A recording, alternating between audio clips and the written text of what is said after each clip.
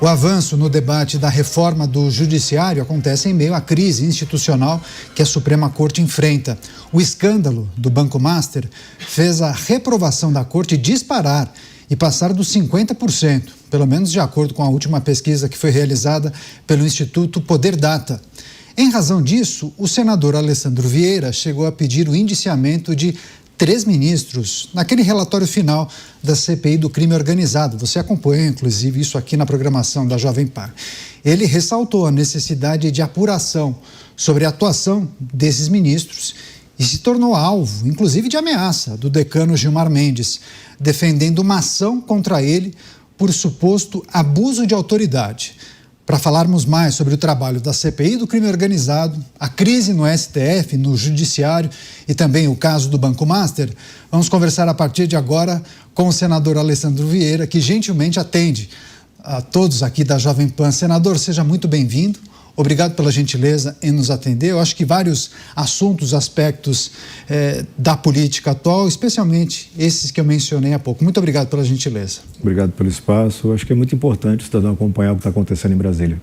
Perfeito. Eu queria içar justamente esse destaque que nós demos na abertura em relação ao trabalho que foi realizado na CPI do crime organizado, o relatório final produzido, a sugestão de indiciamento e aí a manifestação do ministro Gilmar, que fez o pedido à Procuradoria-Geral da República para que investigasse o senhor por suposto cometimento de crime de abuso de autoridade. Senador, que momento é esse que nós estamos vivendo? O que é preciso considerar e qual é o papel do Senado Federal? No arranjo constitucional brasileiro, o Senado é a única casa que tem o poder para fazer esse encontro de contras com o Supremo. Então, quando a gente faz essa apuração ao longo da CPI e a gente chega no Banco Master, porque a gente está investigando crime organizado, e hoje qualquer brasileiro sabe que o que a gente chamava de Banco Master, na verdade, era uma organização criminosa destinada a obter lucros cometendo crimes, que eram fraudes financeiras, eram desvio de fundos e muita infiltração via corrupção.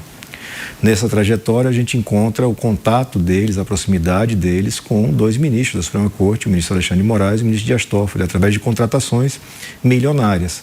No caso do Alexandre, a contratação do escritório de advocacia da família, no caso do Dias Toffoli, a contratação de cotas no resort que o Toffoli negava ser proprietário, mas ao longo do processo ele assume ser sócio oculto do resort Itaiaia. É por esse conjunto de coisas que, ao final do processo, a gente sugere o indiciamento deles por crimes de responsabilidade. Crimes que são praticados por integrantes das altas esferas, presidente da República, ministros. É isso que a gente faz ao final ali. Numa ação do governo, direta do governo Lula, você tem a substituição de membros do colegiado da CPI e o que seria uma aprovação por 6-4 vira uma reprovação por 6-4. A gente mostra esses dados, esses fatos, respeitando a lógica. Isso tudo aconteceu dentro do trâmite legal. Pode não ser moral, pode não ser correto, mas legal é substituir membros, etc. O que a gente tem de constatação final nisso? Que existem problemas graves, existem relacionamentos estabelecidos, não se sabe com que profundidade e a que custo, entre pessoas investigadas e processadas e ministros da Suprema Corte. Isso precisa ser enfrentado. E a consequência que a gente tem dessa nossa atuação é, ao longo do próprio processo de votação, você já tem ameaças ostensivas por parte do ministro Gilmar Mendes e por parte do ministro Dias Toffoli. Gilmar me promete me processar e depois cumpre essa tentativa de processar, e o Dias Toffoli afirma pretender que eu não possa mais ser candidato e que tenha meu mandato cassado. Nenhuma dessas pretensões deles tem base legal. A gente já tomou a iniciativa de responder antecipadamente ao PGR, inclusive. Eu não esperei ser intimado, não esperei ser questionado. Então, logo Gilmar Mendes oficiou, eu já fiz a resposta, já apresentei a resposta ao Procurador-Geral da República, usando como base decisões do próprio ministro Gilmar Mendes, e que mostram que o que a gente fez não tem nada a ver com abuso de autoridade. É exercício livre da atuação parlamentar, protegida pela Constituição. Nada há no que a gente fez que possa ser imputado como crime. Então o senhor se antecipa ao parecer da Procuradoria-Geral da República, já apresenta a sua defesa, Isso. Mas é possível esperar algum tipo de posicionamento da Procuradoria-Geral da República a partir da representação do ministro Gilmar? Ou o senhor entende que haverá a partir da apresentação do seu documento? O razoável é esperar que o PGR se manifeste, né, sobre os fatos, né? Se ele entende que tem crime, ele pode fazer uma denúncia. Se ele entender que não há crime, que é o que de fato existiu, não há crime nenhum, não há nenhum indicativo de qualquer sorte de abuso, ele tem que encaminhar pelo arquivamento. A gente toma essa iniciativa para não deixar isso na mão deles, para que eles fiquem eternamente com um processo pendente em alguma gaveta. Eu gosto de conduzir as coisas de uma forma objetiva, tem que ter a verdade dos fatos, até para que eu possa, como qualquer cidadão, me defender se for o caso, mostrando que o que a gente fez foi um trabalho sério, técnico e que não há nenhum tipo de abuso de autoridade. Senador Alessandro Vieira, conversando com a gente ao vivo aqui na programação da Jovem Pan, programa Os Pingos nos Is. Faremos um giro de perguntas com os nossos comentaristas. Vamos, quem é que está preparado? Luiz Felipe Dávila está ao vivo com a gente, está em São Paulo. Você, Dávila, seja bem-vindo. Uma ótima noite a você. Sua pergunta para o senador Alessandro Vieira, por favor. Boa noite, Caniato, boa noite, meus colegas, e boa noite, senador Alessandro Vieira, por estar conosco aqui nos Pingos nos Is.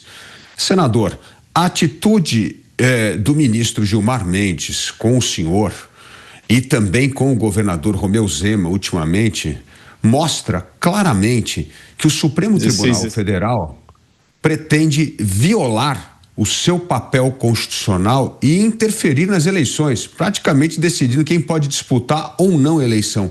O que o Senado pode fazer para deixar que o cidadão brasileiro livremente escolha os seus candidatos, os seus governantes em 2026, sem essa interferência indevida do Supremo Tribunal Federal?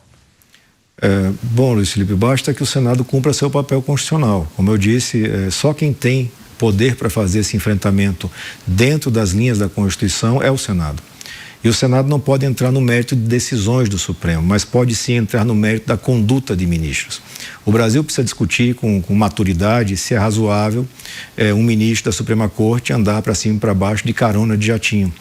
Mais ainda jatinho de pessoas investigadas ou processadas. Se é natural um ministro da Suprema Corte ter um padrão de vida de milionário, por consequência de negócios firmados por parentes seus, com pessoas que são investigadas ou potencialmente investigadas. É preciso que o Senado faça isso. Não é fácil porque, infelizmente, se criou uma cultura muito forte de impunidade. E a atuação dos ministros, repito, ameaçando, agredindo, em pleno processo de votação, um senador que está dando seu voto, mostra o tamanho do problema que nós temos. Mas eu tenho dito com muita objetividade, a gente não pode desistir do Brasil, então a gente vai persistir nessa batalha e a cada vez mais é importante que o cidadão acompanhe, porque no final do dia vai ser o senador ou a senadora escolhido por ele, diretamente pelo voto, e vamos ter novamente agora eleições com a renovação de 2/3 do Senado. Vai ser esse eleitor que vai decidir como esses problemas vão ser tratados, se ele vai continuar jogando tudo para debaixo do tapete ou se finalmente a gente vai ter um enfrentamento democrático, técnico, das condutas de pessoas que são como nós, eles são seres humanos, eles podem errar, eles não são imunes a erro, mas se portam como se fossem. Entrevista especial com o senador Alessandro Vieira, do MDB de Sergipe, conversando com a gente aqui na programação da Jovem Pan. Deixa eu chamar o Roberto Mota. O Mota está no Rio de Janeiro, fará a pergunta agora para o senador. Você, Mota, bem-vindo. Senador, a última vez que o Senado barrou um candidato ao STF foi em 1894. O senhor acha que o Senado irá aprovar o próximo candidato que já foi indicado pelo governo ao STF? E o senhor sabe como será o seu voto? Acho muito provável, Roberto, a aprovação. Esse é o perfil histórico do Senado. A gente tem uma métrica muito clara nas minhas votações nas sabatinas. A sabatina é feita com todo o rigor possível e meu voto é sempre aberto. No caso específico do Jorge Messias, a gente vai aguardar a sabatina porque existem pontos na conduta dele que precisam ser esclarecidos de forma pública. Não adianta o compromisso velado ou a informação trocada em bastidores. É preciso que de forma pública, como outros países costumam fazer, a gente confronte teses jurídicas, vinculações pessoais, vinculações ideológicas, para que a gente possa compreender se há compatibilidade com os requisitos da Constituição. A Constituição não confere ao Senado o poder de escolher o indicado, mas confere ao Senado o poder de sabatiná-lo para verificar se os requisitos foram atingidos. Nesse histórico meu como senador, nós votamos 3 ministros, eu votei contra 2 e votei a favor de um deles. Agora, nessa crise instalada, senador, diante dos últimos eventos, diante dos últimos acontecimentos, o senhor vislumbra alguma possibilidade do Senado não aprovar o nome de Jorge Messias após a sabatina? Acho muito remota essa possibilidade, porque, como eu disse, o histórico do Senado é de aprovação. É muito remoto que alguém tenha, que um grupo majoritário de senadores assuma o risco de ter um adversário, um inimigo, uma pessoa com ressentimento sentada numa cadeira tão poderosa por 25, 30 anos.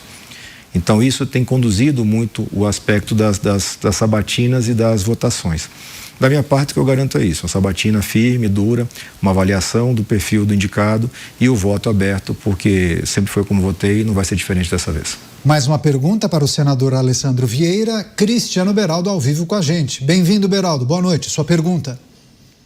Boa noite, senador. Obrigado aqui pela sua participação nos Pingos nos Is. A minha pergunta é sobre essa sua consideração a respeito da indicação de Jorge Messias. A Constituição, ela prevê reputação ilibada e notável saber jurídico para assumir uma corte por onde passaram figuras como Aliomar Balieiro, Oscar Dias Correia e tantas outras figuras que deixaram seu nome na história do judiciário brasileiro de forma extremamente positiva, que até hoje são citados, né, em decisões que são tomadas pelo Supremo. O indicado Jorge Messias, ele não me parece ter os elementos que a gente possa considerar o notável saber jurídico quando a gente olha no espectro dos juristas brasileiros. E da mesma forma, me parece inequívoco que naquele episódio em que a então presidente Dilma pede a ele que leve um documento fraudulento para ser assinado por alguém que queria se livrar da prisão, que isso também macula uma reputação ilibada. O senhor acha mesmo que é preciso esperar uma sabatina para fazer essa avaliação? Sim, Beraldo, eu apresentei inclusive uma PEC já há bastante tempo, tentando deixar mais densa essa qualificação do que é reputação ilibada, o que é notório saber jurídico. Se você vai para a métrica dos últimos indicados, você vai encontrar Jorge Messias num nível muito parecido. A graduação dele, se não me engano, está na fase de doutorado completo, imagino eu, em universidades reconhecidas. Uma das coisas que me fez votar contra a indicação do ministro Cássio, por exemplo, era um problema no currículo. Ele tinha um currículo que não se confirmava na titulação dele. E também a proximidade com investigados. A gente tem que fazer essa avaliação com muito cuidado, né, para seguir o padrão e os limites que a gente sempre teve. Acredito que desta vez teremos uma sabatina mais próxima do que é necessário. Existem temas referidos na atuação do indicado ministro Jorge Messias que eu não me aprofundei ainda, muito envolvido com a questão da CPI, como, por exemplo, o parecer que faz referência ao aborto e uma atuação mais recente pedindo remoção de conteúdos considerados ofensivos a autoridades. São pontos muito importantes, porque a gente precisa entender como esse ministro, que vai ficar lá por 20 e tantos anos, quase 30 anos, vai se portar em questões centrais para a população brasileira. Então, acho que isso faz parte do processo. Mas a escolha do nome em si, e esse tem sido o meu padrão de votação, não cabe ao Senado. Agora, se você me pergunta, você indicaria o Jorge Messias? Não. Eu não indicaria porque eu entendo que o perfil exigido é muito mais esse que você descreve, que é um perfil de um homem ou de uma mulher com experiência longa, com reconhecimento acadêmico público e notório. Esse seria o perfil e antigamente eu digo aí há mais de 15 anos pelo menos, nós tínhamos indicações nesse perfil, mas já de bastante tempo, pelo menos desde o governo Dilma, você vem mudando esse perfil de indicações, cada vez mais jovens e cada vez mais próximos ideologicamente. Isso é uma coisa que tem que ser levada em consideração na hora da votação. Senador Alessandro Vieira, em uma entrevista especial com a gente aqui em Os Pingos nos Is. Mais um comentarista, mais uma pergunta. Diego Tavares com a gente ao vivo, ele está na cidade de São Bernardo do Campo. Muito obrigado, Diego, pela participação. Seja sempre bem-vindo. Sua pergunta, por favor. Eu que agradeço, Caniato. Sempre um prazer estar na bancada dos Pingos nos Is. Boa noite aos meus colegas de bancada, a você e a todos que nos acompanham nessa noite. Senador, toda essa situação que o senhor tem vivenciado de confronto com o Supremo Tribunal Federal revela uma disfuncionalidade da nossa tripartição de poderes, em razão justamente dessa hipermusculatura que o Supremo Tribunal Federal adquiriu nesse processo histórico dos últimos anos. Eu queria que o senhor fizesse, como parlamentar, inclusive, um meia-culpa, no sentido de o que desse processo é culpa do parlamento, no que o parlamento colaborou para que nós chegássemos a essa situação na qual nós temos uma supremacia do Poder Judiciário sobre os demais poderes da República. Boa noite. Boa noite. O Legislativo, em particular o Senado, tem uma responsabilidade muito grande. Eu me recordo que em fevereiro de 2019 eu apresento um pedido de CPI específica para apurar a conduta de ministros da Suprema Corte, ficou conhecida como CPI da toga. Ela não avança num acordo que envolveu o governo Bolsonaro e o PT. Logo em seguida, em abril de 2019, eu apresento o pedido de impeachment dos ministros Dias Toffoli e Alexandre de Moraes pela instauração do inquérito das fake news, que está aí aberto até hoje e que serve para absolutamente qualquer coisa que o ministro Alexandre ou algum de seus parceiros decida ser importante. A coisa mais recente é esse pedido de Gilmar Mendes para incluir Romeu Zema no inquérito das fake news, que, repito, está aberto, instaurado, mudando um pouco de feição desde 2019. Então, desde 2019 eu me manifesto, me posiciono e trabalho contra esses abusos. Só que muita gente só faz isso pela conveniência política. Então, vários daqueles que num primeiro momento comigo apontavam a ilegalidade, hoje já não mais pensam assim, porque o abuso está voltado contra adversários. E o reverso aconteceu também. Aquele pessoal do bolsonarismo que foi contra por orientação do presidente Jair Bolsonaro e do seu filho Flávio, que tinha interesse direto nas questões do judiciário, porque era processado, esses hoje compreendem que o judiciário, com esse instrumento, vem abusando de autoridade. Essa é a minha posição constante nos quase 8 anos de mandato, mas ela é minoritária. Por isso é tão importante que a gente consiga esclarecer a população com dados da realidade. A realidade é muito diferente da internet. Na internet, todo mundo está defendendo democracia, equilíbrio entre os poderes, contenção dos abusos, mas na vida real, aí você tem que conferir votos, posicionamentos, ações, o resultado é muito diferente. Tem um outro aspecto que eu gostaria de tratar com o senador.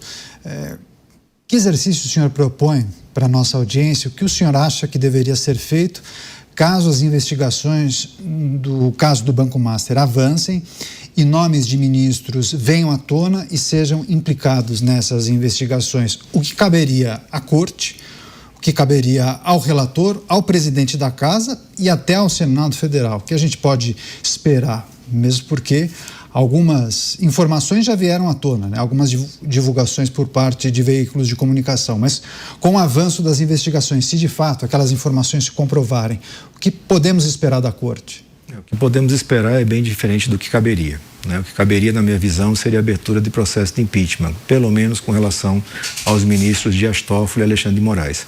Por quê? Porque com relação a eles os fatos estão confirmados, reconhecidos, confessados pelos próprios ministros. O ministro Alexandre, através do escritório da sua família, confessa que já teve recebimentos, a família teve, através do escritório, recebimentos na casa de 80 milhões de reais em um contrato que tinha um total de 129 milhões de reais contratados do Banco Master. E você não consegue encontrar, até o momento, contraprestação de serviço que tem equivalência com esse valor. Esse valor é muito acima do que é praticado mesmo em Brasília, que é uma corte extremamente inflacionada. Dias Toffoli, da mesma forma, você tem a confirmação dele, a confissão, depois de anos negando, ele confessa que é um dos proprietários do Resort Itaiaia, que tem fundos ali de cotas e que ele teria vendido cotas por um valor significativo ao grupo como que comandava, que dirigia os trabalhos do Banco Master, que hoje sabemos é uma organização criminosa. Esses fatos já são comprovados. As caronas em jatinhos reiteradas, não são esporádicas, eventuais, numa situação peculiar de urgência. Não, é uma rotina. Só o ministro Alexandre e sua família, 9 ou 10 viagens. O ministro Dias Toffoli, próximo disso, em um ano. A gente está falando de um custo aí que é aproximado de R$1 milhão. Então, esses fatos me parecem já serem significativos, por isso sugeri o indiciamento pela prática de crime de responsabilidade. No caso específico, a conduta incompatível com a dignidade que o cargo exige. Você imagina se é o juiz da comarca, lá do interior ou aqui da capital São Paulo, que viaja de jatinho junto com um investigado ou patrocinado pelo investigado. Se a esposa do juiz da comarca do interior, que tem um contrato de 129 milhões de reais firmado com um cidadão que vai ser investigado. Qual seria a atuação do CNJ? Qual seria a atuação da Justiça, das corregedorias? Só que o Supremo não se submete a corregedorias nem ao CNJ. A única forma de investigar e responsabilizar é através da abertura de um processo de impeachment. Então isso é, para mim, muito claro, com base no que já existe. As investigações avançando, elas podem apontar, na realidade, outros fatos que cheguem, inclusive, no limite do crime comum, né? Quando você vai investigar se esses pagamentos tinham algum objetivo específico. Eu estou levando apenas na questão da moralidade, da defesa institucional, que é o que o crime de responsabilidade faz. Mais uma pergunta. Você, Luiz Felipe Dávila.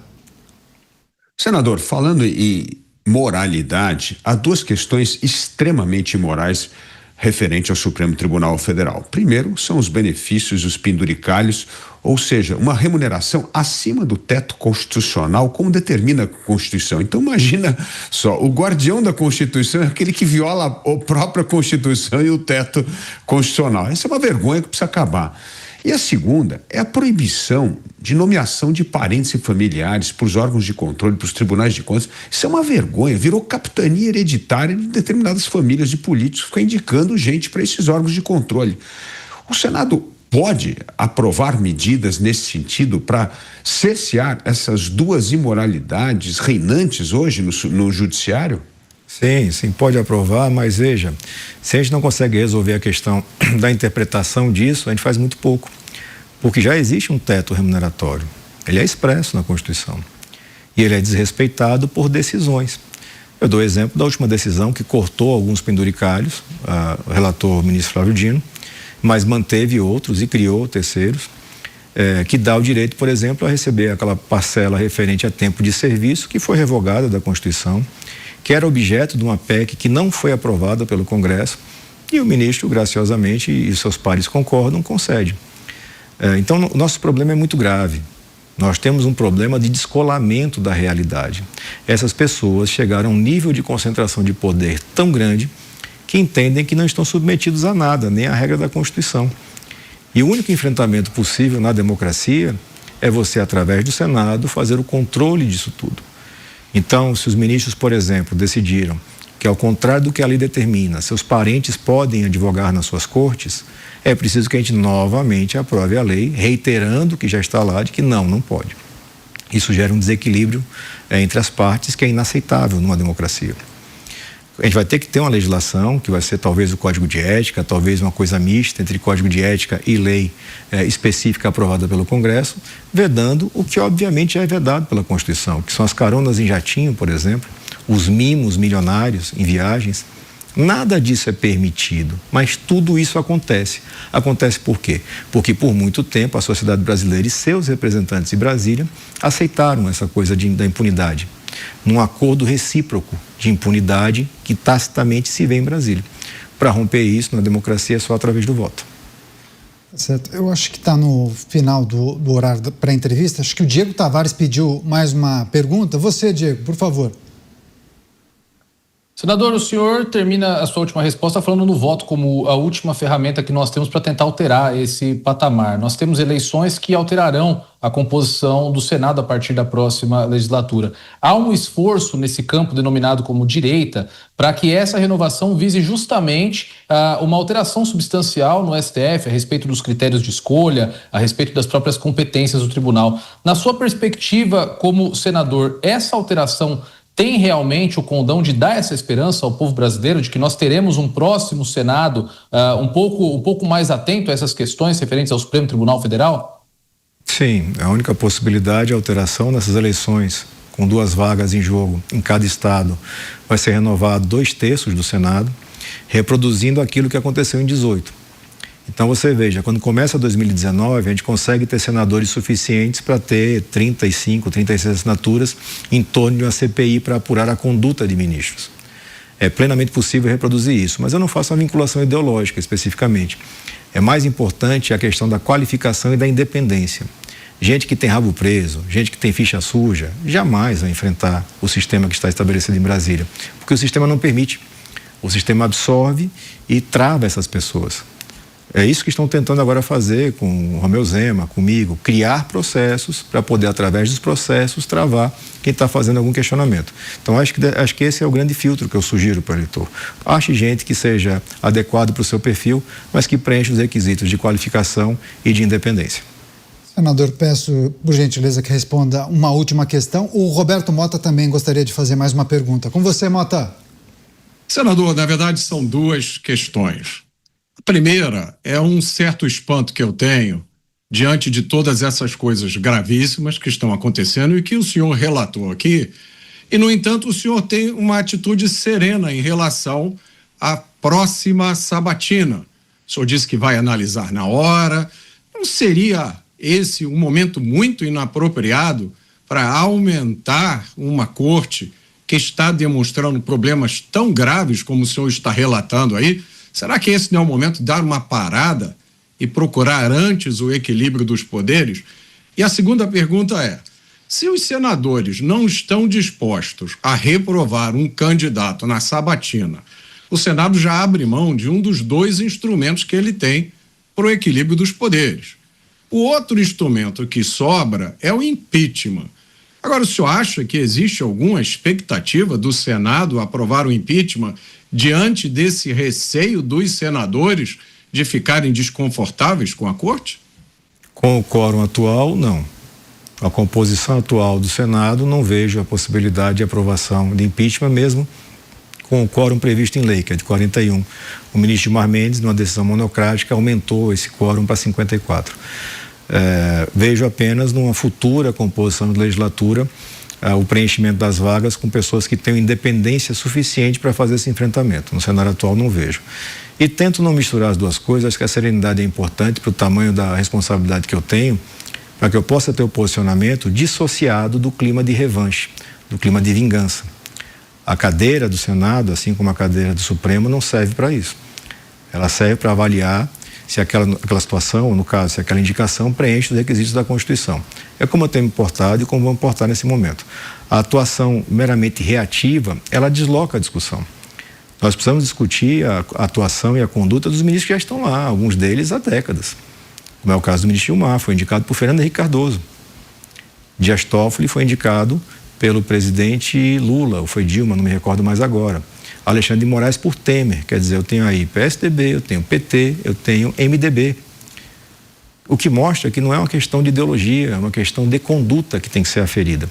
E acho que nós vamos bem se a gente fizer uma sabatina dura, uma sabatina firme, e ao final dela a gente tenha posições que justifiquem um voto favorável ou não. É como eu pretendo conduzir, porque foi como me conduzi com PGRs e com indicados pelo Supremo nas outras oportunidades. Não é porque hoje eu tenho ministros me ameaçando de cassação, de processo, que eu vou me portar de uma forma diferente. Nós conseguimos negociar com a assessoria do senador uma última pergunta para que todos os participantes pudessem fazer dois questionamentos ao senador. Agora é a vez para fechar a entrevista do Cristiano Beraldo. Você, Beraldo. Senador, quando a gente olha para a CPI, que o senhor foi o relator do crime organizado, né, eu entendo que o Banco Master é uma organização criminosa, tendo em vista os crimes que estão sendo ali investigados, foram denunciados, etc. Mas, no fundo, aquilo que aflige a família brasileira, que impede as pessoas de saírem nas ruas tranquilas, que a gente vê famílias perdendo seus entes queridos, é o crime organizado do tráfico de drogas, do contrabando de cigarros, da exploração de território. E, infelizmente, a gente não viu uma resposta da CPI efetiva para isso. Eu, inclusive, cito aqui, senador, com muita preocupação, o fato de que, salvo engano, a própria CPI começa em razão da Carbono Oculto, que vinha com o crime organizado de fato, né, essas organizações armadas que atuavam também no segmento de combustíveis, que tinham, segundo o governador Tarcísio de Freitas, mais de 1.000 postos de gasolina em São Paulo. E apesar de tudo que aconteceu, sequer esses postos de gasolina foram fechados.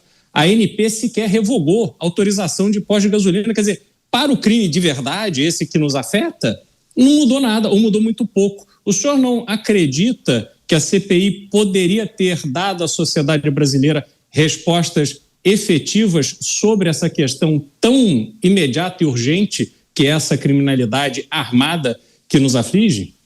Acho que o grande feito da CPI é tentar levar para o máximo de pessoas a conclusão do que é crime organizado. É muito comum essa visão que você reproduz. Crime organizado, de verdade, é aquele violento, armado nas periferias, que está invadindo os mercados lícitos. Mas ele só está lá na periferia, ele só está invadindo mercados porque ele está conectado a outras esferas de criminalidade. Isso é muito importante compreender. Porque o cidadão que está lá vendendo droga, armado numa favela, ele não tem poderio para afetar o Estado brasileiro. E ele está plenamente disponível para um confronto, inclusive armado, com a polícia. Isso o Brasil já faz há décadas. O que o Brasil nunca fez? Combater com firmeza a lavagem de dinheiro. Porque essa turma toda quer dinheiro, eles não querem só o domínio territorial. Nunca fez combater com firmeza a corrupção. Porque a corrupção é base fundamental, é alicerce da atuação do crime organizado. É através da corrupção que você consegue as concessões para atuar. em mercados lícitos. É através da corrupção que você não tem a fiscalização adequada no contrabando, por exemplo. E aí você tem facções invadindo o mercado do garimpo, o mercado do tabaco, das bebidas. E quando você mostra o quadro, isso está lá no relatório, porque muita gente não deu atenção. Está lá no relatório, você tem toda a demonstração do quanto os recursos mobilizados nessas atividades, que são inicialmente lícitas, mas estão sendo tomadas pelo crime, representam um lucro muitíssimo maior do que o da venda de armas e drogas, por exemplo. Então, ter essa reflexão é muito importante, porque para a criminalidade de ponta armada, o Brasil vem aprovando legislações duras sequencialmente. Hoje, um faccionado, lei que foi aprovada pelo Congresso, sancionada pelo presidente da República, um faccionado pode ser apenado tranquilamente a 60, 80 anos de cadeia. Mas isso não vai resolver absolutamente nada se eu não quebrar as estruturas de lavagem. E a CPI mostrou com muita clareza essa proximidade. Então, para enfrentar efetivamente o crime organizado, na minha visão, respeitando as opiniões diversas, é aí que você tem que quebrar a cadeia. Eu tenho que garantir a aprovação, e inclusive de orçamento, que habilite o combate, porque a gente brinca de fazer segurança pública. Eu sou profissional de segurança pública há 25 anos. O orçamento não é adequado, o preenchimento das vagas não é adequado, então, Receita Federal, mais de 20 mil cargos vagos. A Agência Brasileira de Inteligência, 20% apenas de efetivo preenchido. Sucateamento total, o COAF não tem quadro próprio, os softwares e hardware que eles usam é totalmente defasado. Não tem conexão de dados adequada entre Receita, CVM e Banco Central. Isso acontece porque as pessoas que estão no poder não querem fazer esse combate. Seja porque não entendem, seja porque, muito provavelmente, tem conexões com pessoas que não têm esse interesse. Você vê a tomada agressiva das agências reguladoras, porque você começa a perceber que elas têm papel fundamental na fiscalização. E repito, isso é o mundo inteiro quem diz. Se eu não combater corrupção e nem lavagem, eu vou estar só enxugando gelo. Enxugar gelo o Brasil já faz há muito tempo. A CPI tentou fugir disso, mas apresentou todas essas respostas no relatório. Todas as facções estão identificadas e mapeadas, os canais de acesso do Brasil a drogas e armas estão mapeados, os pontos frágeis da atuação brasileira na repressão e as soluções. Para cada problema desses foi apresentada uma solução baseada na opinião dos especialistas. Infelizmente, o governo, preocupado em proteger os ministros, preferiu rejeitar integralmente o relatório.